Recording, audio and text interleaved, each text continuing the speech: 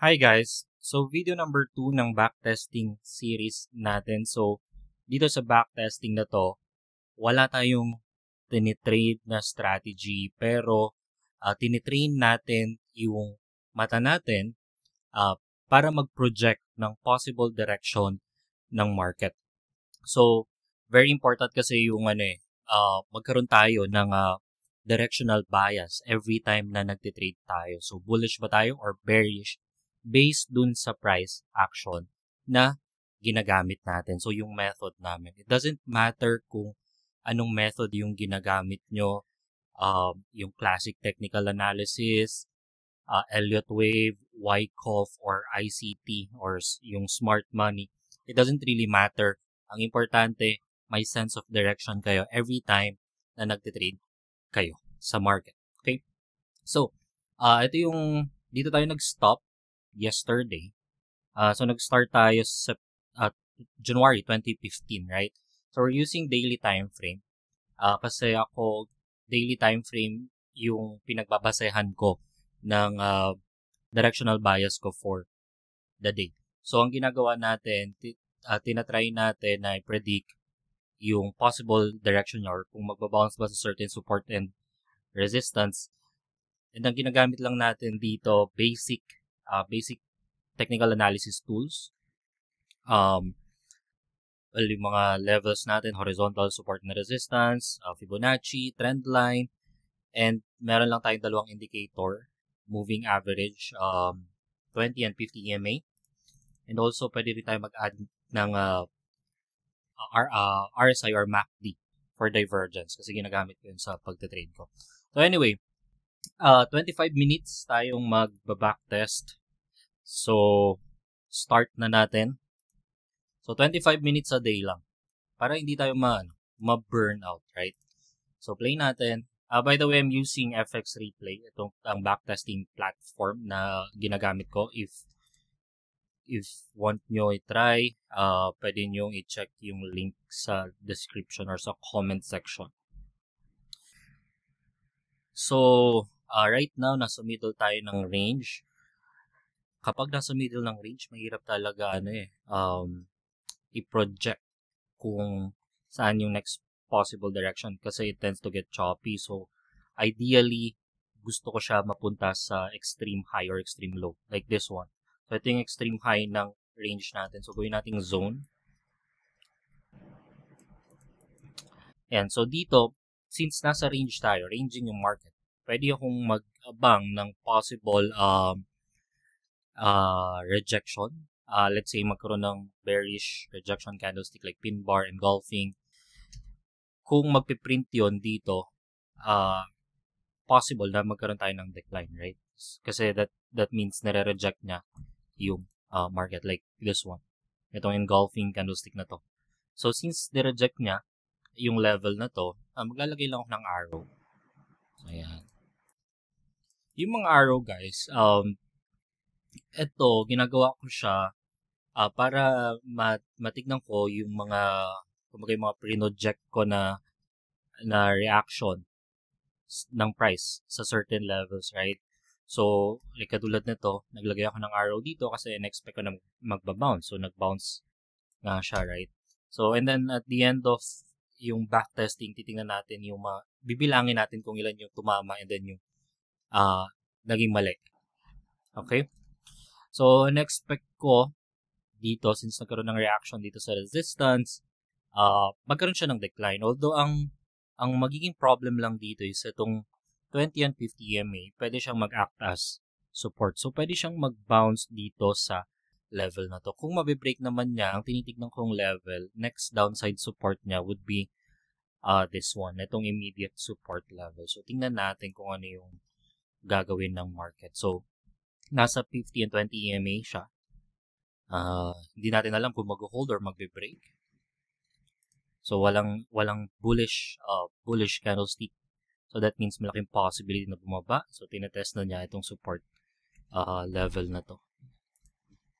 So, since nasa middle na tayo ng range, don't expect na parang bubulusok agad yan dito. Kasi, kung mapapansin nyo, looking left, kapag nasa middle tayo ng range, nagiging chop-chop talaga yung price action. So, nagbabounce tayo from here. Actually, pag ginagawa nyo to, tinitrain nyo lang yung mata nyo. Right? Tinitrain nyo yung mata nyo na magbasa ng price action. And very important na matuto kayo din. Well, kapag ginagawa nyo naman to, ma-observe nyo kung ano yung mga magagandang levels, magagandang support and resistance sa hindi. Right? So, nagko-consolidate tayo ngayon. Kapag ganito na, so may dynamic resistance tayo dito, yung 20 and 50 MA, and then ito yung support. Sobrang lapit lang nila, right? Yung, kung bibilangin natin kung ilang pips yan, wala pang 100 pips, right? Yung range. So usually kapag ganyan, mahirap i-trade kasi walang room for profit. Gusto natin may room for profit, right? So dito, ayaw natin na maipit sa consolidation as much as possible.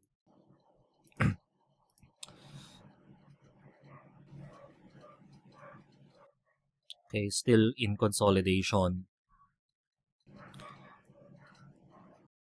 Imagine pag nag-trade kayo dito, naipit kayo for ilang days, almost 2 weeks na nagko-consolidate, right? So pinasok nyo siya ng day trade, pero hinold nyo siya for ilang weeks, so naging swing trader kayo. So yun yung iniwasan natin. So ngayon, nagbe-breakout na siya dito sa consolidation. So ito yung consolidation natin. Breakout, right? Pero sobrang lapit niya sa resistance. Nagkaroon tayo ng rejection candlestick, pero sobrang liit. So ito pa, isang lesson.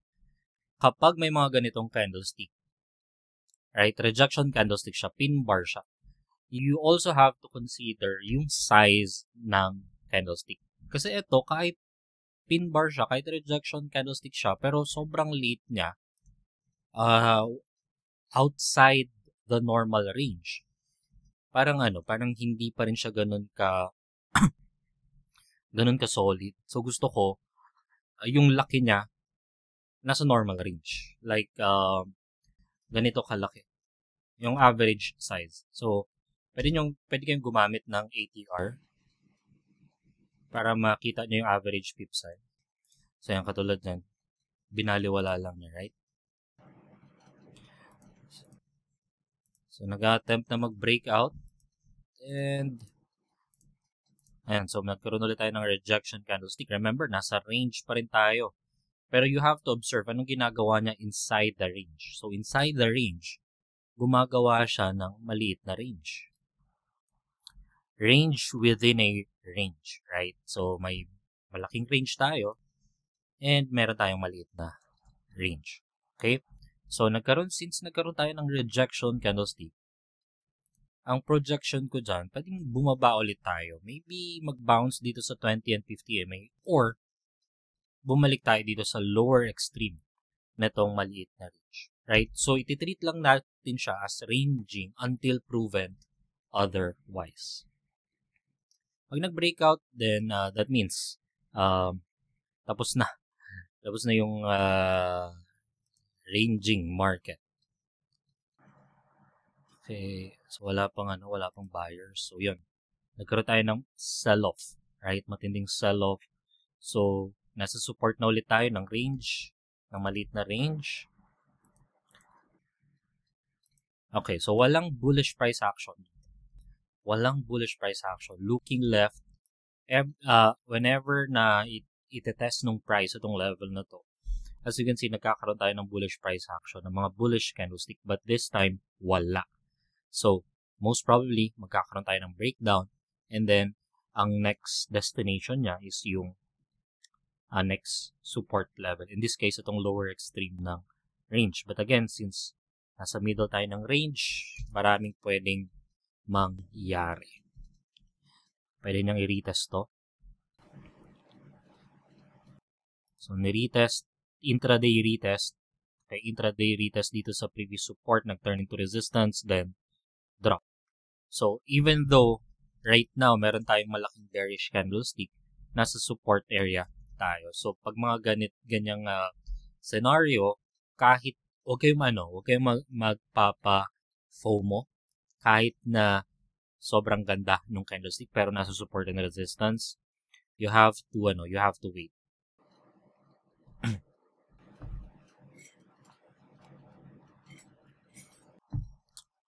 Okay, nag-retrace. And ayan, nasa zone na tayo. Support zone. So, meron tayong rejection candlestick dito. Pero sobrang maliit siya for me. Ayoko na to. Pag sobrang liit, tingnan natin yung susunod na candlestick. Kaya ayoko ng ganitong, yung maliit na candlestick kahit na rejection candlestick yan. So, nag-breakdown. So, as you can see, medyo nag-close tayo below this support level. Okay, dun sa support ng range. So, that means, kumbaga na-terminate na yung range. But then, we still need to see more price action kasi pwede pa yan mag-act as failed breakdown. If ever na magko-close agad tayo above. So, yan, ito, multiple candlestick below support level na. So, that means confirmed na yung breakdown niya. So, yung scenario na tinitignan ko dito is pullback, then mag-continue yung downside niya. So, nagre-retrace siya, pero very bullish yung candlestick. Ay, absorb lang. And, yeah, mukhang mag-continue tayo downside. So, itong dalawang candlestick na to, parang tweezer bottom. Since nasa resistance tayo, let's say, inabangan ko to trade. Itong level na to. Hindi ko siya iti-trade kahit na nasa resistance. Why? Kasi, very bullish yung candlestick and then hindi naman ganun ka-strong yung pinakita niyang bearish rejection candlestick. Although, syempre, pwedeng bumaba. Anything can happen. So, kung babalik pa siya dito, mas maganda. Pero nagdi-decelerate na siya. So, itong ginagawa niya ngayon, right? Nagdi-decelerate na. Wala na yung mga ganitong move. So, that means, nawawalan na siya ng bearish momentum. Nagpo-form na siya ng wedge. We can expect na possible magkaroon yan ng pump to the upside. Mag-breakout dyan sa deceleration. Deceleration na yan. Ano bang next downside support ba natin to? Gawin nating zone. So, ito yung support zone natin. Okay. And boom. Ayan. Right. Tinap niya yung support, then boom, breakout. So, itong formation na to, lagyan natin ng label. Yan. Deceleration yan. Okay?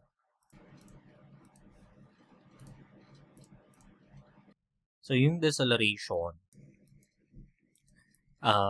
makikita natin yan usually after an aggressive move. So, yung mga ganito. So, imagine niyo tumakbo kayo sobrang bilis. Right? Tumakbo kayo sobrang bilis. And then, syempre, hindi naman unlimited yung yung endurance nyo. Right? So, at some point, babagal kayo, hingalin kayo. So, mag-slow down kayo. Same with the market. So, kapag ganito yung nakikita nyo, yan, nagdi-decelerate na yan. Isang way to know kung nagdi-decelerate na yung market is to look at your oscillator. So, yung mga oscillator, indicator like RSI or RSI stochastic or MACD, right? MACD. Ayaw lumabas mo. Stochastic. Ayaw, hindi ko alam kung bakit. Pero makikita niyo may divergence. Okay. Anyway, let's move forward. So, very bullish syempre, hindi ako mag-short dito. So, makikita nyo nasa resistance, right? Pero hindi ako mag-short dito. Why? Kasi very aggressive. May momentum yung pullback niya. Ang gusto ko slow pullback, slow and controlled pullback, right? Ito hindi. So, possible na magkaroon tayo ang maging scenario from bearish maging bullish kasi momentum is to the upside tapos gawin niya dito corrective pullback then mag-continue upside. So parang tinitreat niya support level ngayon yung previous resistance.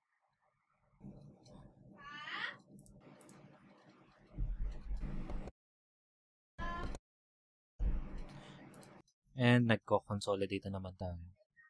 Actually, it's more of deceleration rather than consolidation. So, tinitingnan ko ano yung ginagawa niya reaction dito sa specific level, specific area. Right. So, itong tatlong candlestick formation na to, morning star. Tama ba? Evening star sa taas, morning star. Yeah, morning star. So, this one is a bullish rejection candlestick. So, pwede natin lagyan ng arrow. Yan, kasi pinipredict natin or pinoproject natin na magkakaroon siya ng upside rotation, maybe back to this high, right? Kasi, kung titingnan nyo, yung ginawa niyang price action from impulsive move downside, nag-decelerate, and then may very impulsive move to the upside, na-break yung resistance, nag-rally, and then tinitest ngayon, tinest niya itong support level na to. Also, on top of that, andyan din yung 20 and 50 EMA na nag-act as dynamic support, right? So, kung mag-plot tayo ng Fib, I think nasa 38.2% to. Yeah, 38.2%. So, ito, 38.2%, 50%. Okay? So, tingnan natin kung tatama ang projection natin na at least dito sa level na to. I-test niya. Ano to? Friday. Yeah, Friday. Ayoko ng follow-through niya. Ang ayoko nakikita, kapag after a bounce, nagko-consolidate agad. Okay. So, tinetest ulit natin yung support. And mukhang mag-breakdown tayo. And then, so nag-breakdown tayo. So, hindi siya umabot dito sa level na in-expect natin. Nag-bounce, pero nag-consolidate din agad. So, it looks like, pwedeng actually pwedeng AB equals CT. Ito, which is a continuation pattern. 100%. So, measured move siya. So, ibig sabihin, itong first leg, so itong from this high to this low, yan yung first leg. Almost the same dito sa second leg. So, parang siya, typical pullback. So, di ba sa mga pullback, so itong impulse, then nagre-retrace, dyan nag-form ng continuation pattern like bull flag, bear flag, rising or falling wedge. So, isang pattern is AB equals CD. Complex pullback. Continuation pattern siya. So, ito, parang nasa corrective move pa rin tayo. So, nagko-consolidate. Consolidation. Pero nag-over lang tayo sa support level. Tanggalin na natin to. Nasa support area pa rin tayo. So, medyo significant tong level na to. Ngayon dito sa Euro USD.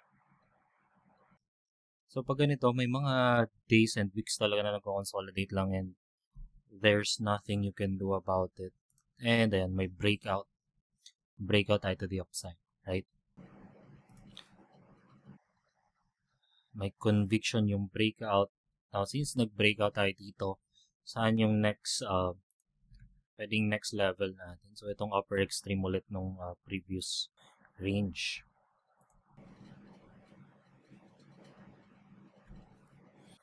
Nagre-retrace. So dito, parang pumasok ulit tayo sa range, right? Pwedeng maging choppy ulit yung price action sa middle ng range. So abangan natin siya sa upper extreme.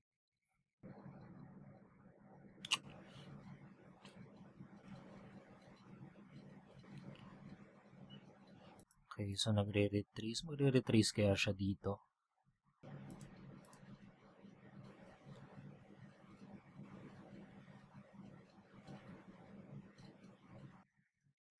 Okay, so ito, nagde-decelerate ulit siya, right? So, nag-accelerate dito, then decelerate. So, meron tayong pin bar. Pero gusto ko medyo sa baba pa siya. And so, tinetest natin yung support level na to. A previous resistance, possible mag-act as support. But again, you have to remember the context, guys. Nasa middle tayo ng range. Pwedeng mag-bounce, of course, but hindi siya yung maganda na setup, right? So, may pin bar tayo. Low test. So, tingnan nyo kung paano nag-hold. Andyan yung 50 EMA and yung horizontal level natin. And then, na-break. So, ito, bumalik ulit tayo dito sa support. So, let's see kung bibigyan na tayo ng bullish price action kung magbabounce. And, right, meron tayong bullish rejection candlestick. So, dito, pwede natin i-project, okay, in-expect ko na malaking chance umakyat. Now, kung aakyat siya, saan yung most likely destination niya, right? So, unang challenge dito is itong 20 and 50 EMA. It can act as dynamic level, dynamic resistance. Pwedeng ito din, kasi looking left, medyo may reaction tayo dyan. And ultimately, itong pinaka-high na to. So, let's see kung magpi-play out ba. So, yan, tinest niya. Tinest. Pero dito medyo nasa danger zone yung mga bulls dito kasi meron tayong confluence of resistance at this area. So, tingnan natin kung mabe-break. Kakaroon tayo ng reaction. And yun, boom. May high impact news. Right? Pero tinest talaga niya, sinirespect niya itong level na to. Right? Then breakout. Dito, ito, mahirap i-trade to. Usually kapag ganito na unusual yung laki ng candlestick, yung ang cost is high impact news, usually nagko-consolidate yan in this case daily sa mga few days. So, ibig sabihin, yung price magte-trade siya inside the range ng unusual candlestick na yun. Hindi laging nangyayari, but based on my experience, madalas siya. So, tulad ng ginagawa na nag-consolidate siya for 3 days, then rally. Okay? So, medyo malapit na tayo ulit sa upper extreme. Tanggalin natin to.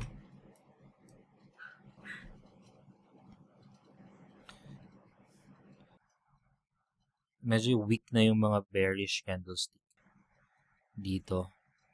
Tayo ng bullish.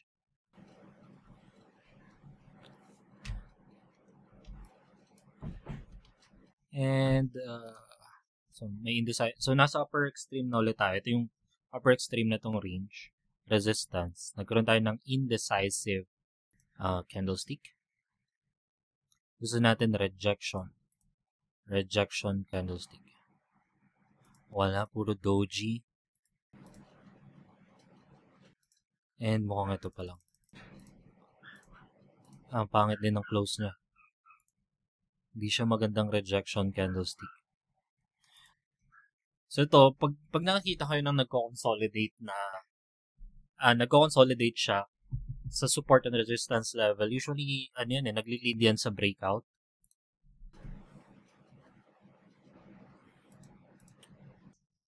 Ang pangit pa rin ito. Mukhang ito pa lang yung ano. Ito yung pinaka ano niya. Kumbaga confirmation niya. Okay, nare-reject ko talaga tong level na to. So dito, pina-project ko na pwede siyang pumunta dito sa next downside support or sa 50 EMA. Doji. Walang follow through.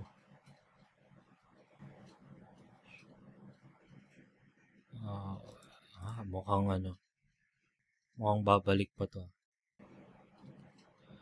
At least 50 EMA. Mag-bounce siya sa 50 EMA. I-tap na yung 50 EMA. Yan. Tinap na yung 50 EMA.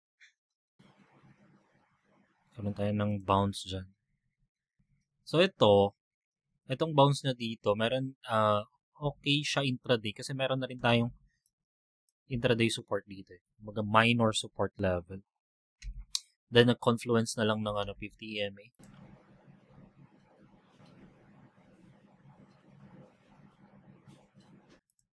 Ilang minutes na ba tayo? So, meron pa tayong mukhang tapos na. Hindi ko talaga monitor to. 27 minutes. So anyway, dito muna tayo mag-stop guys.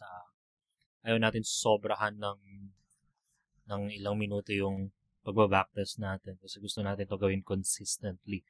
Ayaw natin na ma-burnout tayo yung tipong isang upuan lang. Okay, so yun lang muna for this video. Kita-kits ulit tayo sa next video.